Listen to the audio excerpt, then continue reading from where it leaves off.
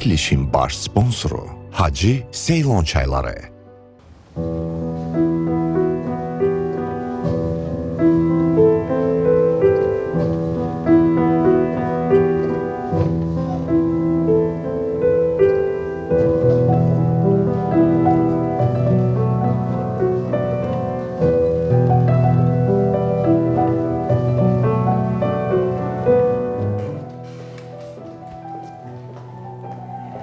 Hoş gelmişsiniz Hoş Rəna gördük xanım. Fəxriyə Buyurun, xanım. əyləşin. Teşekkür ederim.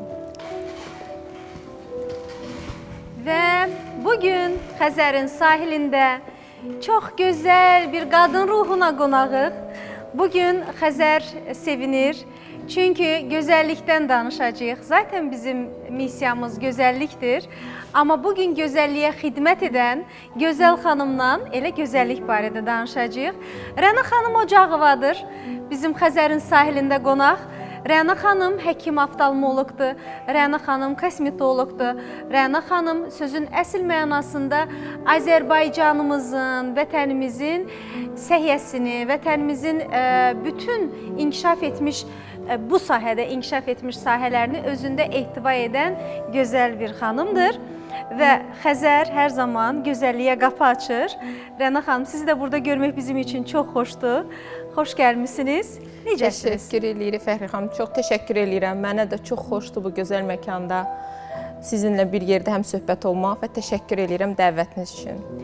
Rəna xanım, bizim ənənəmiz var, bizim adət ənənəmiz var artıq və gələn qonaq mütləqdir ki, birinci Xəzərlə görüşür. Çünki biz tam da onun ağuşundayıq, qucağındayıq. O cümlədən də siz bizim bir şəhərimizə baxdınız, Xəzərimizin ruhunu ciyərlərinizə çəkdiniz, onun ətri ilə xoşallandınız. Görürsünüz, bütün bunları yəni yaxşı formada ehtiva edirəm, çünki bilirəm ki, bu belədir. Xəzəri görüb onu sevməmək mümkün deyil. Tamamilə doğru. Necədir əhvalınız? Çox gözəl, çox rahat.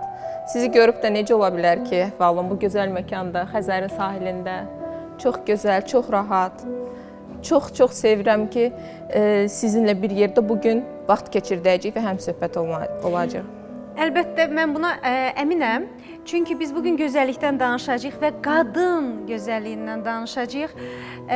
Son zamanlar cəmiyyətimizdə, son zamanlar baş verənlər içərisində xarici görünüşə önəm vermək daha aktual məsələyə çevrilib. Halbuki ən gözəl vizit kart və ən bahalı makiyaj insanın öz təbəssümüdür. O təbəssüm ki, insanın içindən, o təbəssüm ki, insanın ruhundan qaynaqlanır. O təbəssümün gözəlliyinə artıq heç bir qüvvə çata bilməz. Razısınız bundan? Təbii ki, razıyam. Təbii ki, razıyam.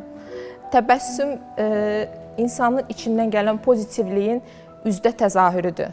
Çünki insan nə qədər pozitiv olarsa, daxili aləm nə qədər zəngin olarsa, dərin olarsa, nə qədər insanlara sevgi ilə yanaşarsa, o təbəssüm o qədər gözəl üzündə onu təzahür eləyəcək. Təbii ki, düzdür, Allahın verdiyi gözəllik də var, amma bu təbəssüm olmadığı yerdə bu gözəllik heç bir şey yaramır. Yəni, mən bunu dəfələrlə görmüşəm, işlədiyim pasientlərdə də görmüşəm, ətrafımızdakı insanlarda da görmüşük, siz də yəqin ki, şahid olmuşsunuz bunların üçün. Əlbəttə və Rəna xanım, öncəliklə siz oftalmoloqsunuz. Bəli. Və oftalmologiyada gözü araşdırmaq, gözdən dünyaya baxış edən insanların ruhuna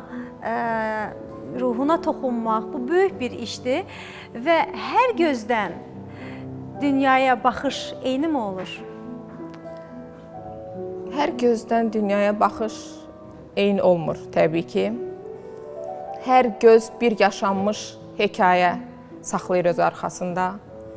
Hər gözün dünyaya baş bucağı da fərqlidir. Yəni, ona görə qeyri-mümkündür. Yəni, hər gözdən dünyaya baxışın eyni olmasını gözləmək mümkün deyil. Sadəcə onları olduğu kimi qəbul eləmək lazımdır. Bu baxış bucağına hörmət eləmək lazımdır. Və onun arxasında yatan hekayələri bilməsək belə, gözlər çox qəribə bir çeynənmiş də olsa deyəcəm, gözlər bir qəlbin aynasıdır. Yəni, həqiqətən bunu görürsən, gözlər doğrudan da bəzi şeyləri gizlədə bilmir və ömür boyu siz o gözlərə baxırsınız, onun arxasında nələr gizləndiyini bilməsəz belə hiss eləyirsiniz. Hətta Rəna xanım, bütün kosmetoloji prosedurları üz nahiyəsinə etmək olur, insanı gözəlləşdirmək olur, onun dərisinə təmas etmək olur. Amma gözə, gözün baxışına, gözün parıltısına, işartısına toxunmaq olmur. Bilirsiniz, bu sırf insanın özünə bağlıdır. Bir insanın yetişməsi, bir insanın mükəmməl olması, bir insanın gözlərinin parlaması, bir insanın baxışlarının dərin olması üçün onun yetkin olması lazımdır. Və bütün enişlərdən, yoxuşlardan çıxa bilmək gücünün olması vacibdir. Yetkin insan sizcə hansı insandır və bir qadın hansı formada özünü yetişdirə bilər, yaxşı mənada? Yetkin insan əslində, məsələn, biz çox gənc yaşlarımızda yetkinləşmişik deyə bir məhkum işlədə bilmərik. Niyə? Çünki gənclik bizə nə verir? Emosiya, təravət, çılğınlıq. Yetkinlik məncə yaşla yaranan bir şeydir. Yəni, yaş artdıqca qadınlar yetkinləşir, qadınlar müdrikləşir, dərinləşir. Məsələn, biz daha gənc yaşlı xanımlarda emosiya, çılğınlıq, təravət görürüksə, daha oturuşmuş, daha 40 yaşlı qadınlarda məsələn, daha dərin, daha xarizma, daha böyük bir yetkinlik görürük. Sizin dediyiniz o yetkinlik yaşla gələn bir şeydir. Yəni, mən elə fikirləşirəm ki, yaşla qazanılmış bir şeydir. Yaş bizə müdriklik qatır. Təcrübəmizdir, yaş bizə yetkinlik qatır. Yaşantılarımıza verilən qiymətdir. Bəli. Yəqin ki, razısınız. Yəni, bir situasiya yaşanırsa, biz bu situasiyaya 5 il bundan əvvəl daha fərqli yanaşırdıq. Tamamilə bu gün daha fərqli yanaşırıq və bəlkə də sabah daha fərqli yanaşacağıq. Bu mənada baş verən situasiyaya verilən qiymət onun həyat təcrübəsindən irəli gələn qiymətdir. Hətta bu yaxınlarda Rəna xanım bir havanın xəfif ətri üzümü vurdu və mənim uşaqlığımı xatırlatdı mənə. Bir an düşündüm ki, dünya dəyişmir, günəş də dəyişmir, hava da dəyişmir. Sadəcə dəyişən bizik, bizim dünyaya baxışımızdır və bizim həyata baxışımızdır. Bu mənada çalışmaq lazımdır ki, baxışımızı yetişdirilmiş formada, gözəl şəkildə çatdıra bilək. Bilirsiniz, bəzi insanlardan eşidirik, deyir ki, mən heç vaxt dəyişmərəm, mən heç vaxt dəyişmirəm. Yəni, mən fikrimi də dəyişmərəm, özümü də dəyişmirəm, nə varamsa oyam. Bu, məncə, o qədər, necə yumşaq deyim ki, sərt çıxmasın, primitiv bir anlayışdır. Çünki dünyada olan bütün canlılar dəyişir. Bitkilərindən tutun, heyvanından tutun və eləcə də insanla kimi. Hətta bir daş belə mamırlaşır, zaman keçdikcə dəyişir. Ona görə dəyişmək insanın xislətində olan bir şey. Dəyişməliyik. Təbiətin xislətində dəyişmək var. Bəli, dəyişməliyik. Dəyişməsək necə inkişaf eləyə bilərik? Dəyişməsək keçmiş səhvlərimizdən nəticə çıxardıb necə yetkinləşə bilərik? Dəyişmək çox gözəl bir şeydir. Dəyişmə açıq olmaq çox gözəl bir şeydir. Mən elə fikirləşirəm ki, dəyişmək bizi irəliyə aparan bir şeydir. Və siz insanları vizual olaraq dəyişdirən bir amilsiniz və bu dəyişimlər insanın öz daxilini də dəyişdirir. Çünki bir xanım güzgüdə özünü gözəl görəndə onun həyata da baxışı dəyişir, onun vəziyyətə də baxışı dəyişir. Yetər ki, biz bu dəyişimləri peşəkar insanların vasitəsilə edək. İnsanın özü öz daxili ruhu ilə barışıq olması və özünü olduğu kimi qəbul etmək kimi bir məqama çatması daha vacibdir, deyilmi? Birinci, sən özünü bəyənməlisən, ruhunu bəyənməlisən, iç dünyanı bəyənməlisən ki, sənin üzünə nur gəlsin. Tamamilə düzdür. Son dövrlərdə əslində elə xanımlarımıza çox az rast gəlirik. Yəni, xanımlarımızın çoxusu özünü bəyənmir, öz güvəni çox aşağıdır. Yəni, hətta bəzi prosedurlar görürük, məsələn, hətta çox adam tənqidi yanaşır, istər estetik əməliyyatlardır, istər ifrat dərəcəsinə varmış estetik müdaxilələrdir. Bunlar hamısı məncə özünə olan güvənsizlikdən irəli gəlir. Çünki bir xanım, istənilən bir insan, xüsusilə xanım, indi mən xanımlara xitab etdiyim üçün xanımlar haqqında danışacağım. Daxilən öz güvən hissiyatı olduğu zaman o xarici zahirində də elə bir dəyişiklik etmək istəməyəcək. Nə vaxt ki, o özgüvənsizlik, o daxildəki o inamsızlıq yaranır, o gedib ona elə gəlir ki, hansısa bir estetik əməliyyat etdirdiyim zaman özgüvənim yerinə gələcək. Bunu edir. etdikdən sonra yerinə Amma gəlmir. bir müddətdən sonra Yox, yenə yox, özünə qayıdır. görür ki, yenə də eyni şeydir. Nəsə dəyişən heç nə olmadı. Mən etdirdim amma gəlmədi. Başqa bir şey, başqa bir şey və zəncirvari bu gedir. Daha sonra gördüyümüz ifrat dərəcəsinə vardığımız estetik müdaxilələr ortaya çıxır. Ona görə xanımlarımız mütləq və mütləq içəridən, daxildən biraz özlərini başa düşməli, anlamalı, qocalığın normal olduğunu qəbul eləməlidirlər. Mən həmişə deyirəm, yaşlanaq, amma düzgün qocalaq, gözəl qocalaq. Çünki yaşlanmaq təbiətin bioloji hadisəsidir. Prosesidir və çox gözəl prosesdir. Hər insana yaşlanmağı Allah nəsib eləmir. Çox insan özünüz bilirsiniz, gənc yaşlarda Allahın rəhmətinə qovuşur. Amma yaşlanmaq Allahın bir verdiyi bir nemətdir. Və bu neməti doya-doya yaşamaq lazımdır. Sadəcə düzgün şəkildə qocalmaq lazımdır. Bilirsiniz, Rəna xanım, insan güzgüyə baxanda birinci özü haqqında fikir formalaşır. Nə təəssüf ki, çox xanımlar güzgüyə baxanda baxır deyir ki, ay buram belədir, ay buram belə yaxşı deyil, yox, mən bugün yaxşı deyiləm və yaxud o fikirlərin hər biri o insanın gündəlik motivasiyasına, iş potensialına ciddi şəkildə ziyan vurur. Və siz həm də pasientlərlə, siz həm də insanlarla ünsiyyətdə olanda onlara psixoloq kimi yanaşırsınız. Onların hansı zəif məqamı var, o məqamlara ehmalca toxunursunuz. Uzun illər sizi tanıdığımdan artıq bu qənaətə gəlirəm və bilirəm. Rəna xanım, insanlar özünü sevməyi, öyrənmək üçün birinci nədən başlamalıdır? İnsanlar özünü sevməyi öyrənmək üçün hər kəsdə bu fərqlidir. Əgər ümumi şəkildə götürsək, özünü sevmək daxildən gələn bir şeydir. Uşaqlıqdan gələn bir şeydir. Uşaqlıqdan oturan bir özgüvən olmalıdır təbii ki. Amma mən yaşlanmanın verdiyi dəyişikliyi də inkar edə bilmərəm. Çünki hər birimiz yaşlanırıq. Yaşlandıqca üz cizgilərimizdə dəyişikliklər olur. Bayaq siz dediyiniz kimi güzgüyə baxanda başa düşürük ki, bizim qırışlarımız əmələ gəlib, başa düşürük ki, artıq gənclikdə olan təravətlərimizdə yoxdur və bu da tamamilə normaldır. Çox şükür olsun ki, artıq təbabətdə o qədər gözəl estetik prosedurlar çıxıb ki, heç bir ziyan vurmadan və ifrat dərəcəyə varmadan, düzgün şəkildə, düzgün nahiyə toxunuşlar edərək biz bu qocalmanı yavaşıda və ya dayandıra bilirik. Və bununla qadınlarımız çox istifadə edir son zamanlar. Bilmirəm, fikir verirsiniz yoxsa yox. Artıq 40-50 yaşlı xanımlarımıza baxarsınız, heç öz yaşını göstərmirlər. Çox daha gənc görsənirlər. Və yaxud əksinə, məsələn, bir 60 yaşında xanım gəlir, ona 40 yaşdan artıq vermək olmur. Qadınlar daha gənc görsənir və bu get-gedə ilbəil artacaq. Bu hamısı həmin dediyimiz o kosmetoloji prosedurların nəticəsi. Həm də doğrudanmı qocalığı biz, doğrudanmı yaşlanmağı biz belə qorxunc qəbul edirik? Axı biz kamillikdən danışırıqsa, biz təcrübədən danışırıqsa, biz təcrübənin, kamilliyin insana verdiyi mənəvi zövqdən danışırıqsa, bu niyə qorxunc olmalıdır? İnsanlar qırışından niyə qorxur? Bilirsiniz, sizin dedikləriniz poeziyada olan şeylərdir.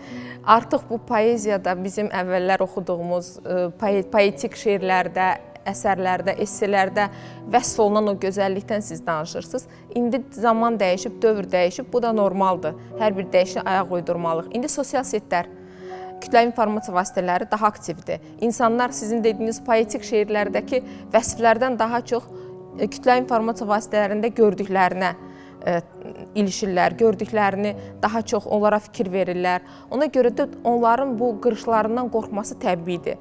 Çünki heç kəs öz gözəlliyini itirmək istəmir. Təbii ki, hər yaşın öz gözəlliyi var, hər qırışın öz yaşanmışlığı var. Alnımın qırışısan, necə unudum səni? Yəni, hər qırışımızda bir hekayə var. Bəli, bəli, tamamilə doğrudur. Amma indiki dövr onu bizdən istəmir. İndiki dövr maksimal dərəcədə gənc qalmağı, təravətli qalmağı, gözəl qalmağı. Çünki indiki dövrdə artıq poetik şeylərə deyil də kütləvi informasiya vasitələrinə baxanlar çoxalır. Biz də onunla ayaqlaşmalıyıq. Bu pisdir deyə bir şey demirəm. Bu zamanın tələbidir. Və bir məqam diqqətimi çəkdi. Bax, elə bundan çıxarış edərək demək olar ki, zaman da necə sürətlə gedirsə, biz artıq 50 yaşında, biz artıq hətta 60 yaşında bir insanı çox gənc görürük. Bəli. Bioloji olaraq da gənc görürük. Mən bilirəm ki, siz astrologiya ilə də maraqlanırsınız. Bəli. Və bu haqda da bilgiləriniz var. Bunun bir açıqlaması varmı?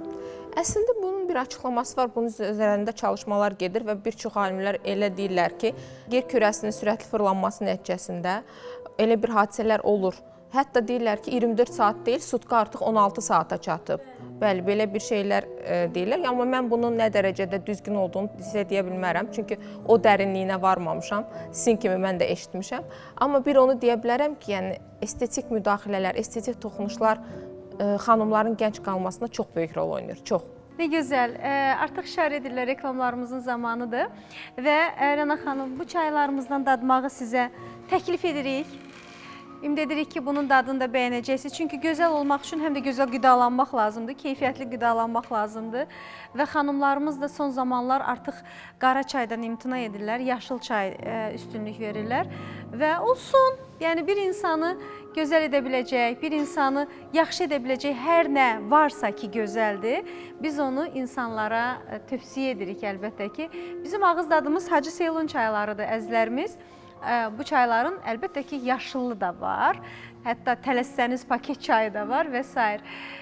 Alın, dadına baxın və bizi izləməkdə davam eləyin. Çünki Rəna xanım Ocağova bugün Xəzərin sahilindən bizə çox gözəl bir fikirlər söyləyəcək. Çünki onun missiyası gözəllik yaratmaqdır və gözəllik isə əlbəttə ki, həm daxildən gəlir, həm də insan xaricini də gözəl görəndə Rəna xanım daxili gözəlləşir. Təbii ki. Yəni bu da var. Təbii ki. Qısa aradan sonra daha ətraflı və geniş şəkildə danışacağıq bu barədə. Verilişin baş sponsoru Hacı Seylon çayları.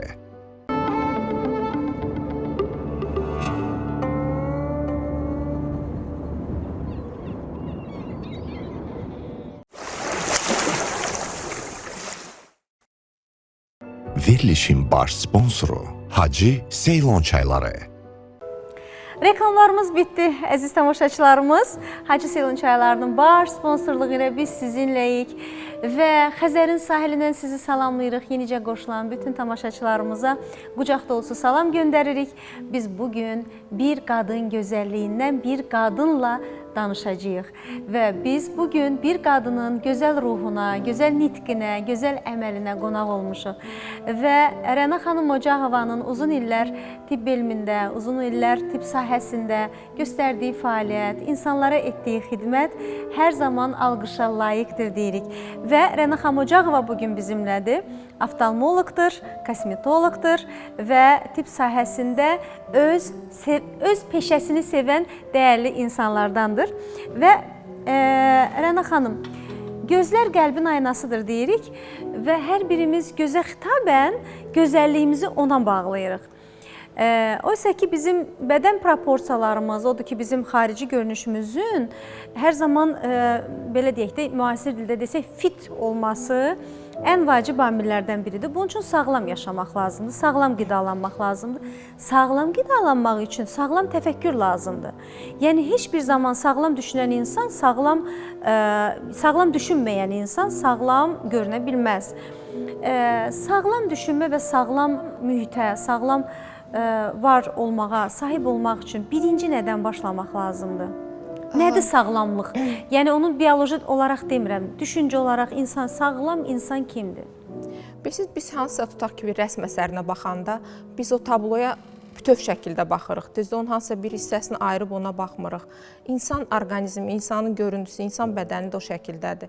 Biz əgər sağlamlıq mənasında götürürüksə, tək məsələn üzümüzü deyil də, məsələn tək saçımızı və yaxud gözümüzü deyil də, bütün bioloji Allahın bizə verdiyi o bioloji varlığı götürməliyik, təpəsindən dırnağına kimi.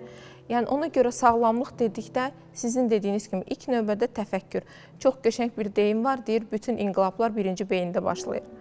Yəni, həqiqətən də biz beynimizdə bir hər şeyi dəyişdirdikdən sonra özümüzə yanaşmamız da dəyişəcək. İstər bədən olaraq, istər üz olaraq, istər mental olaraq, istər düşüncə olaraq, hər cürə dəyişəcək. Ona görə bir bütöv yanaşma lazımdır, bir bütöv şəkildə. Buna beyindən başlayırıq, planımızı qururuq və ona əsasən etdiyimiz qərarları həyata keçirdirik. Sadəcə bu şəkildə. Bu qərar birinci özümüz verməliyik. Çünki kənardan nə qədər müdaxilə olursa olsun, hətta ən yaxın rəfiqən sənə belə məsləhət verir, ən yaxın bacın, valideynlərin belə sənə məsləhət verir. Özünüzün beyninə bir şey girmədikcə, o qərarı beyində vermədikcə heç bir şey səndə təsir eləmir. Amma o məqama da yetişmək lazımdır, bilirsiniz? Bəli, ona da tamamilə gəlmək düzdür. lazımdır. Bax, ona gəlmək üçün nədən başlamaq lazımdır? Ona gəlmək üçün nədən? O çox qəliz sualdır əslində. Çünki hər kəsin situasiyası fərqli olduğu üçün hər kəsdə fərqlidir. Yəni kimisinin psixoloji vəziyyətində problem var, kimisinin maddisel vəziyyətində problem var, kimisinin ailəsi ilə bağlı problemi var. Məncə hər kəs öz problemini öz dərinliyində bilir. Mən onu tapıb çıxartmalıdır. İndi psixoloqa getmək çox tendensiya yayılıb. Psixoloqlara çox müraciət edirlər. Amma mən fikirləşirəm ki, hər kəsin psixoloqu bir özü, bir də yaxınında ən güvəndiyi bir insandır. Bu insan kim ola bilər? Rəfiqəsi mi ən yaxın, bacısı mı ən yaxın? Amma yenə deyirəm, ən çox özü. Öz içərinizə bir səfər edin, öz içərinizə, öz dünyanıza bir dalın. Baxın, görün sizə nə lazımdır, nə istəyirsiniz, nə sizi xoşbəxt eləyəcək. O xoşbəxtçilik onu tapandan sonra hər şey çox qəşəng gedir. Mən öz həyatımda da yaşamışam bunu. Yəni açığı deyim, mən öz həyatımda da yaşamışam. Yəni mən nə istədiyimi bir etapı var idi həyatımda ki, nə istədiyimi tam tuta bilmirdim. Hardan başladığımı tam bilə bilmirdim. Və sonra onu özümə qərar verdim və onun arxasından getdim. Sonunu bilmədən getdim. Sonunu bilən qəhrəman olmaz, belə məsəl var. Bəli. Ona görə yəni hər kəs öz içərisinə baxsın, öz dünyasına baxsın. Orada tapacaq. Mən nə məsləhət versəm bu yersiz olar. Çünki hər kəsdə tam fərqli situasiyalardır. Cəmiyyətin üzdə olan simasıdır qadın. Qadın anadır, qadın həyat yoldaşıdır, qadın tərəfdaşdır, yəni qadın Tanrıdan sonra yaradandır və yaradıcıdır. Və biz qadınlar özümüzü yaratmalıyıq ki, qarşı tərəfə də o enerjini bəxş eləyə bilək.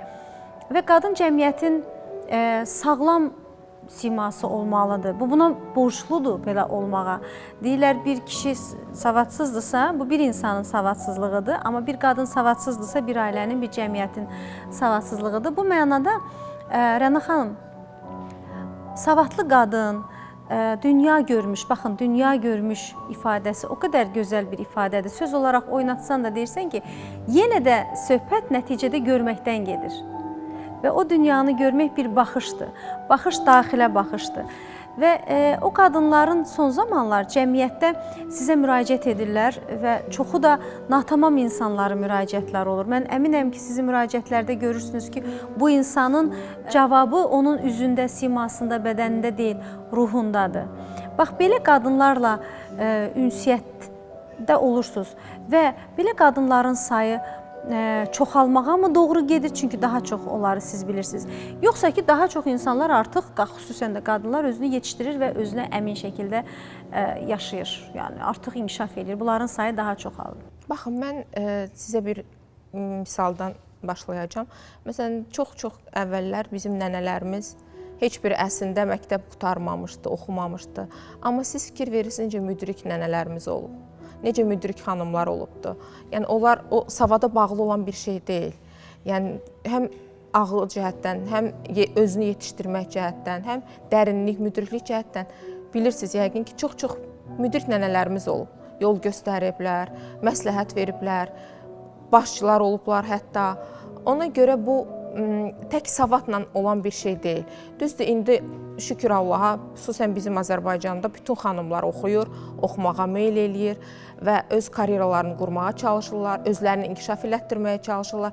Mən öz praktikamda sizin sualınıza cavab olaraq deyim, elə xanımlara rast gəlirəm, çox rast gəlirəm. Artıq xanımlar öz ayaqlarının üstünə durmağa çalışırlar, maddi və mənəvi. Yəni bu bir tərəfdən yaxşıdır, bir tərəfdən pisdir deyərdim. Yəni ikili baxış bucağı var bu məsələyə. Amma hər bir nəticə zərurətdən doğur. Yaxşı və pis tərəflər nədədir? Yaxşı tərəfləri nədədir? Qadınlar feminəlliyini itirirlər.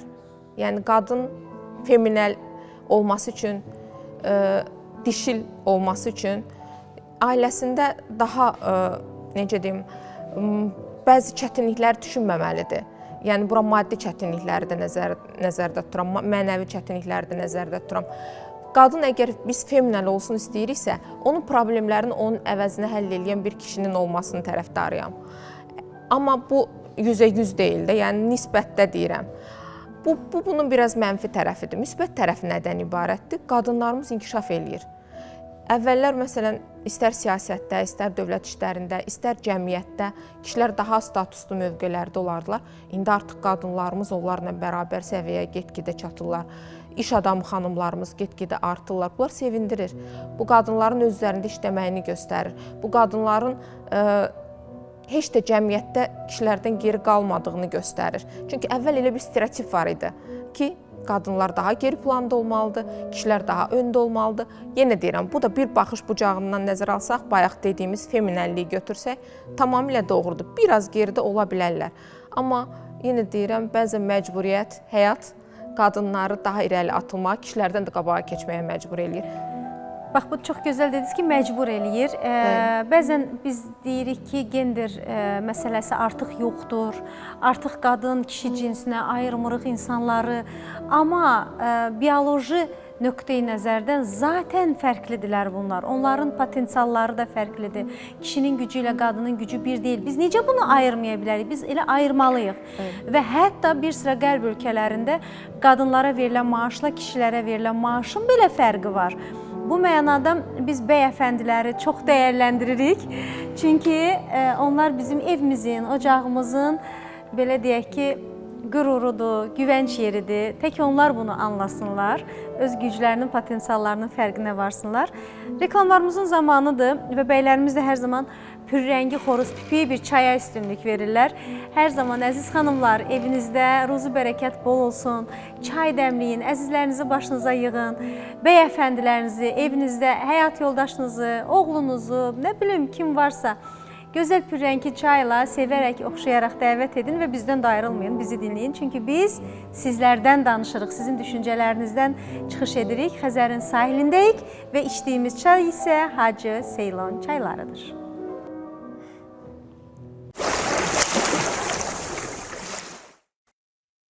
Bəli, bugün biz çaydan danışırıq. Çünki çay bizim hər birimizin sevdiyimiz ən gözəl içki növüdür. Artıq uzun illərdir ki, sevdiklərimizi, əzizlərimizi məhz çay süfrəsinə dəvət edirik. Çünki çay insan orqanizminə faydalıdır. 300-dən çox kimyəvi birləşmələr var ki, bu da hətta xəstəliklərin belə müalicəsinə təsir edir. Bunun üçün keyfiyyətli çay içmək çox vacibdir və biz uzun illərdir Hacı Seylon çaylarını seçirik, içirik və biz çox razı qalırıq. Ümid edirik ki, siz də razı qalacaqsınız. Hacı Seylon çaylarının bir neçə nümunələri var. Yaşıl çay, qara çay, ətirli çay, xırda yarpaqlı, iri yarpaqlı, paket çaylar və s. Hacı Seylon çaylarının bütün bu nümunələri sizin də öz zövqünüzə uyğundur. Daha ətraflı məlumat əldə etmək istəsəniz, bu QR koda daxil ola bilərsiniz. Hacı Seylon çayları imtina edilməyəcək təklifdir və Hacı Seylon çayları Şri-Lanka torpaqlarında yetişdirilən kolların pöhrələrindən hazırlanır ki, Şri-Lanka hökuməti keyfiyyətinə əmin olmadığı heç bir məhsula bu keyfiyyət nişanının vurulmasına icazə vermir və bu Hacı Seylon çaylarında var. Hər biriniz sevdiklərinizlə, əzizlərinizlə bir süfrə başına toplanıb Hacı Seylon çaylarından dadın. Hacı Seylon çayları bizim sizə təklif etdiyimiz imtina edilməyəcək təklifdir. Verilişin baş sponsoru Hacı Seylon çayları.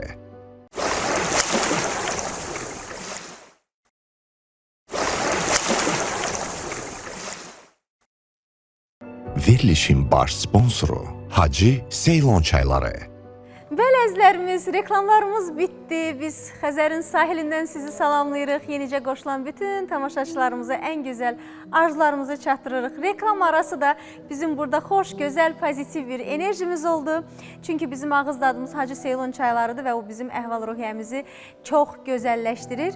Və dinlədiyiniz bu musiqi, arxada səslənən, Ağ Rayalda səslənən gözəl bir musiqi Jasmin xanım Dadaşovanın ifasında səslənir. Jasmin xanım Bülbül adına Orta İxtisas Musiqi Məktəbində müəllimədir. Çox sayılı şagirdləri var, tələbələri var və bugün də bizim ruhumuzu gözəl ifa ilə oxşayır. Və ümid eləyirəm ki, sizin də əhvalınız çox gözəldir. Çünki biz burada bugün qadın gözəlliyindən danışırıq. Hər kəsin evində bu mövzu var. Və bəyəfəndilər də ya istər, ya istəməz formada xanımlara dəstək olmaq məcburiyyətində qalırlar və yaxud da ki, onları elə qəbul etmək məcburiyyətində qalırlar. Əslində Rəna xanım bu o qədər də xoş deyil. Yeri gəlmişkən Rəna xanım Ocağova bizim Xəzərin sahilində qonaqdır. Yenicə qoşulan tamaşaçılarımız üçün deyim. Həkim oftalmoloq, kosmetoloq və astrologiyana maraqlanan, dərin düşüncələrə malik, maraqlı bir xanımdır. Hər zaman maraqlı insanların iç dünyasına varmaq bax bizim missiyamızdan biridir və birincisidir deyirik. Rəna xanım, bəyəfəndilər, bəli, bu xanımların bu istəklərini, arzularını həyata keçirmək üçün çaba göstərirlər. Amma kiçik bir nüansdır, əslində çox da böyük bir nüansdır. Onlar qadına kiçicik bir sevgi, kiçicik bir diqqət göstərsələr, bəlkə də qadın özünü təsdiq üçün o prosedurlara əl atmaz. Bəli, məntiqlidir, doğrudur, tamamilə razıyam sizinlə. Mən öz praktikamda görmüşəm, xanımlar görmüşəm ki, yoldaşı tərəfindən, necə deyim, dəstəklənmədiyi üçün, özünü təsdiq etmək üçün onlara, prosedurlara gəlirlər. Bəzən xanımlar da görmüşəm ki, tərsinədir. Yoldaşı istəyir ki, qadını yanında çox gözəl görsənsin, onu prosedurlara gətirir. Hətta, bəli, görmüşəm. Yoldaşının tələbi ilə gəlir ki, onun qadını gözəl olsun. Özü istəmir, özündə həvəs yoxdur. Bəzi xanımlar var axı, özlərində yoxdur, həvəs getsinlər, bəzənsinlər, düzənsinlər, kosmetoloji prosedurlar etdirsinlər. Yoldaşları onu məcbur eləyir, gətirir ki, sən istəyirəm yaxşı olasan. Belə bəylərimiz də var. Yəni bu tərəfdən danışanda bunu da demək məcburiyyətindəyəm, çünki yoxsa onların haqqına girmiş olaram, bəli. Ona görə belə bəylərimiz də var, belə bəylərimiz də var. Hər cür situasiya var, yəni. Bir də siz astrologiya ilə bağlı bayaq insanların daxili aləminə müdaxilə eləmək, girmək, onları tanımaqla bağlı bir cümlə işlətsiniz. Əslində mən düzdür, bu astroloji, numeroloji şeylər mənim hobbimdir və bu araşdırıram və mənə yaxınlaşan xanımlarımızı bu məlumatları aldıqda onların haqqında ortalama məlumatın formalaşır. Necə bir insandır, necə yanaşması var situasiyalara, necə baxış bucağı var. Təqribən bilmək olur. Düzdür, bəzən deyəcəklər ki, yox, bunlar boş şeydir falan. Bəlkə də elədir, amma bir məsəl var, deyir, dərmana inanarsan, suya inanarsan dərman olar, dərmana inanmazsan suya dönər. Yəni mən o şəkildə inanıram, mən insanları o şəkildə tanıyıram və gələn xanımların bəzi astroloji məlumatlarını aldıqdan sonra onların dərinliyinə varıram. Onların əslində içlərində nə olduğunu hiss eləyirəm. Onu necə təyin edirsiniz? Bax, bu çox maraqlı məqamdır, çünki hər kəsin bir inanc yeri var, amma bu bir elmdir. Yəni bu inanclıqdan çıxmış artıq öz təsdiqini tapmış bir elmdir. Gəlin daha konkretləşdirək. Hansı kateqoriyadan olan, yəni hansı bürclər, hansı astroloji proqnozlar altında olan xanımlar və yaxud bəylər daha çox bu prosedurlara və yaxud da ki, özünü sevib sevməməklərə meyilli olurlar? Belə bilirik onu kateqoriyaya. Bəli. Əslində bu bir elm deyil. Düzdür, bunu bir elm kimi təsdiq eləməyə dünyada çox çalışırlar, amma hal-hazırda... Amma münəccimlik elmi yoxdur mu? Münəccimlik ta qədim zamandan bizdə gəlibdir. Amma astrologiyadır, numerologiyadır, elm şəklində təsdiqini tapmır. Elm nədir? Tədris olunan bir şeydir. Universitetlərdə tədris olunan bir şeydir, ali məktəblərdə tədris olunan bir şeydir. Bu elm kimi təsdiqini tapmayıb. Amma elm kimi təsdiqini tapmasa belə, insanlar arasında ta qədim zamanlardan yayılıb. Özünüz bilirsiniz, münəccimsiz hərəkət eləməyən şahlarımız olub, münəccimlərsiz evlənməyən ailələrimiz olub. Bu indi də qalır, indi də var və get-gedə artır bu. Bu dediyiniz astroloji, numeroloji məlumatlar mənə nəyi verir? Bəli, statistika aparıram. Öz pasiyentlərimin arasında statistika aparıram. Məsələn, ən çox özünə baxan xanımlarımız daha çox hansı bürclərdən çıxır? Ən az baxan xanımlar hansı bürclərdən? Hansı bürclərdən çıxır? Ən çox özünə baxan xanımlar. O ilbəil dəyişir. O bəzən astroloji məlumatlar verir sizə. Deyirlər, məsələn, bu il tutaq ki, xərçənglər düşərlidir. Məsələn, 2 ildən sonra deyirlər, bu il balıqlara düşərlidir, bu il buğalara düşərlidir. Doğrudan da məsələn, hansı illərdə ki, aksent vurulur hansı bürclərə, o bürclər həmin il başlayırlar öz üzərində daha çox işləməyə. Bu tək kosmetoloji prosedurlar deyil. Bu cəmiyyətdə olan sosioloji durumlarını da daha belə aktivləşdirməyə başlayırlar. Məsələn, elə il olur ki, həmin il buğalar çox özlərinə qulluq eləməyə çalışır. Ümumiyyətlə, buğaların fitrətində var bu. Buğalar özünə çox baxmağı xoşlayırlar, estetikanı sevirlər, hər şeyin. Bəzən deyirlər, buğalar çox yeyəndir, əslində elə deyil. Buğalar çox yeyən deyil, buğalar gözəl yeməyi sevəndir. Qurmandılar, buğalar yaxşı yeməyi sevirlər. Əslində baxırsınız, buğalar hamısı incəcikdir. elə çox yeyən deyil, amma çox gözəl yeməyi sevirlər. Özlərinə baxmağı sevirlər bu hallar. Qoçlar çox baxmağı sevirlər özlərinə. Mən məsələn müşahidə elədiklərimdə ən az özünə baxan bürc deyərdim ki, dolçadır. Dolçalar çox təəssüf ki, kosmetoloji, estetik prosedurlara çox həvəskar deyillər. Bəs xərçənglər? Xərçənglər bu il çox aktivləşib. Bu il sizin ilinizdir. Siz də xərçəngsiniz bilirəm. Xərçəng bürcüsüz bildiyim qədərilə. Bəli və onu il başlayandan elə dedilər ki, xərçəng bürcü üçün uğurlu olacaq, xərçəng bürcü üçün müəyyən bir sıçrayışlar, partlayışlar hətta bu dərəcədə olacaq. Yəni sıçrayış səviyyəsində olmasa da hər halda sıçrayışla heç bir şey olmur.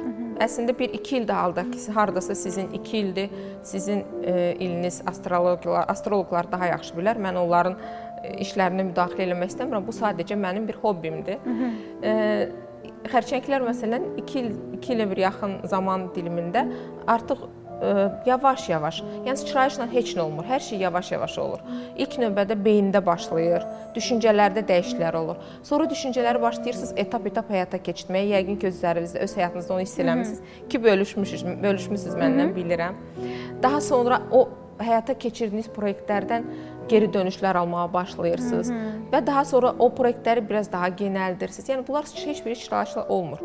Zaman-zaman, etap-etap olur. Bundan sonra 2 il aktivdir, yoxsa bu il daxil olmaq? Bu 2 il ərzində sizdə bundan sonra bir ilimiz də var qarşıda. Hər il başqa etapa keçir.